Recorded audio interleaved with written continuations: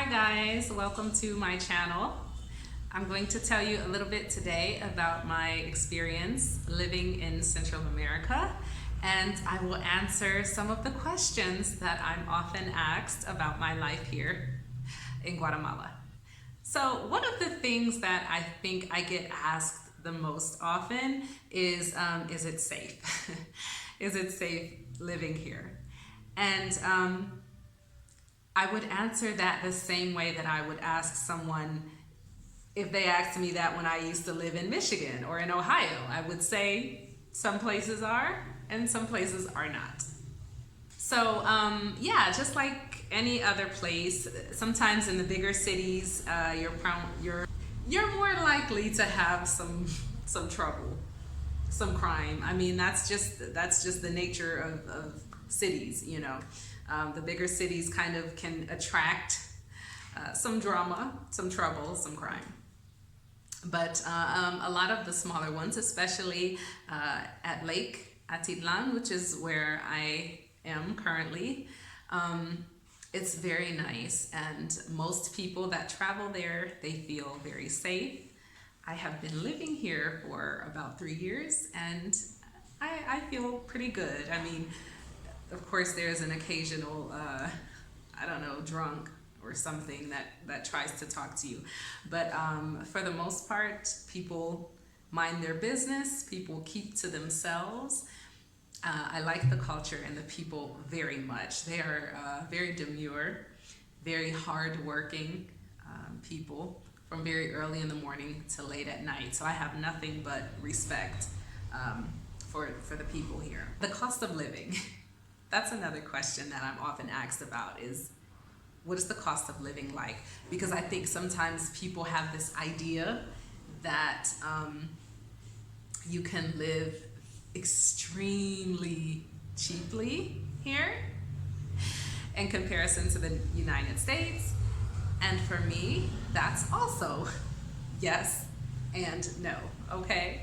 Because if you lived in California or in New York, in the US, I mean, you could probably pay $1,500, $2,000 a month for your rent, and maybe that was normal, okay? But then where I lived in Ohio, I paid about a little over $900 for a 2-bedroom, 2.5 bath townhome. So it just depends. But you're not going to be able to come here with $5,000 and live like a king. Like, no, that's ridiculous. That's not gonna happen. That $5,000 might last you 4 months, maybe 5 months here if you are very, very careful.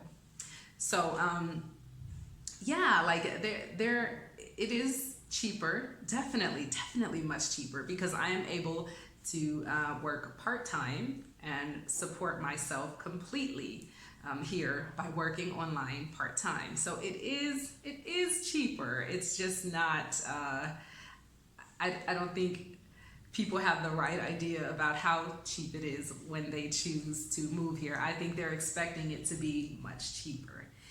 And now there are a lot of tourists coming into the area, and there are a lot of people moving into the area as well. So costs have started to rise, especially with rent. Another thing that I'm asked about is transportation. So the transportation is one of the nicer things about this place, I think. So you have a few options. You have what they call a tuk-tuk. They have these in different places around the world, but they have them here too. And it's like our taxi. And they just go all over town all the time. And if you want one, you can just flag them down and they will take you wherever you want to go. The only thing, different towns around the lake have different prices. So what I think is a good idea, especially if you are visiting, is to ask before you get into the taxi how much. Okay, because again, some different towns have different prices, and I know that sometimes people are frustrated or irritated because they will have the driver take them somewhere and then they ask the price and sometimes the drivers can give them a higher price. So you have to be smart about those things. But again, the tuk-tuks will take you all over town, and then also you can take the chicken bus. For those of you who are not faint of heart, the chicken bus is, I don't know. I got a lot of feelings about the chicken bus, none of which are very positive. But then I have some friends that absolutely love the chicken bus. And it's a little scary, but I will say this about the drivers here. The Guatemalans are very skilled, extremely skilled drivers. They're fast. They are fast drivers, but they're skilled. Boats. That is another mode of transportation here. So there are some private ones, and then there are the public ones. So if you say público, they will take you to the public boat, and you can pay the public boat price. So generally, for most areas around the lake, you can go anywhere for about 25 quetzales. So in dollars, I guess that's close to $4, somewhere around there, 3 or 4. In between there, you can check it on the currency conversion thingy. I don't know off the top of my head, but yeah. So you can take one of the taxis, one of the boats, the public boats across the lake, or if you have a large party, you can opt to get a private boat. The private boats, though, they take a little. I don't know. Sometimes they're a little pricey. But if you have a nice size party, then it's fine. When you arrive here, and people hear you speaking, they hear your language or your accent, they know that you are visiting, which naturally means you've come with cash for spending. So they kind of, advance. They advance on you just a little bit. Don't be rude. This is these people's livelihood, but just say, no thank you. If you are not interested in purchasing something at that time, just say, no thank you. If you're at the airport and someone offers to help you with your bags, they're not going to help you because they're friendly, okay? Everything is business. Everything is a business, so you have to think in that way. So don't accept help if you're broke, because it's just, people do what they do because they are trying to make some money. So please respect the hustle. Again, on the issue of safety, I don't think that people here around the lake, they won't rob you. Okay, so you won't have anyone threaten your life and say, give me your wallet. Like, those kinds of things don't happen. But what you will have, you will get hustled. Like, you'll probably get hustled. And you go to buy something and you say, how much is this? They're like, oh, you don't know. It's this amount of money. And sometimes it's like this extremely, exorbitant amount of money, and it's because they can assume that you have it and you're shopping, and so you have it, and that's one of the ways that I think you get taken. You'll get taken a little bit when you come here. And I remember when I first moved here, I had a few experiences like that, and I got hustled quite a bit.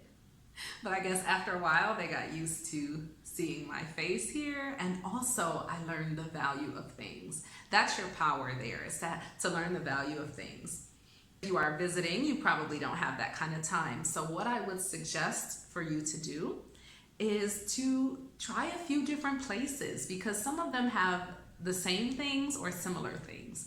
So if you are shopping around the lake, try to go a few different places and get different prices, because from the minute you get there, you are bombarded with all of these beautiful and colorful and cultural things, and it's designed to make you say, I want this, I want that, I want this, I want that.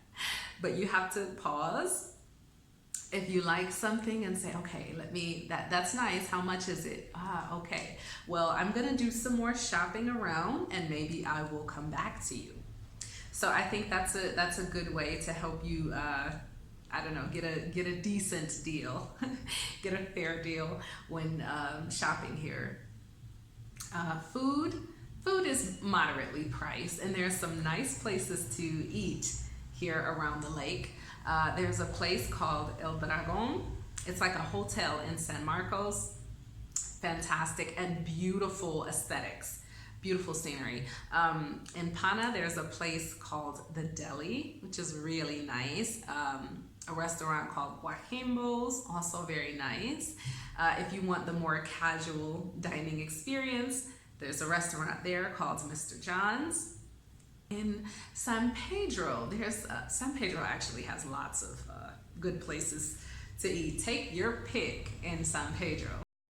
I hope that some of that information was useful, and if you are planning to come to Lago Atitlan in Guatemala, and you have some questions or some thoughts, or have you already been here? Have you seen this jewel that they call Lago Atitlan? Leave me a message, and yeah, if you have any questions or you plan to visit the lake, it's a definite must. Like I think that everyone should at least come and see this lake here. So if you're planning a visit, leave me a comment, ask me a question if there's something that I didn't cover, and maybe I can come back and answer some additional questions as well. So we'll hope to see you here in Guatemala near the lake. Have a good day. Thanks for watching. Bye.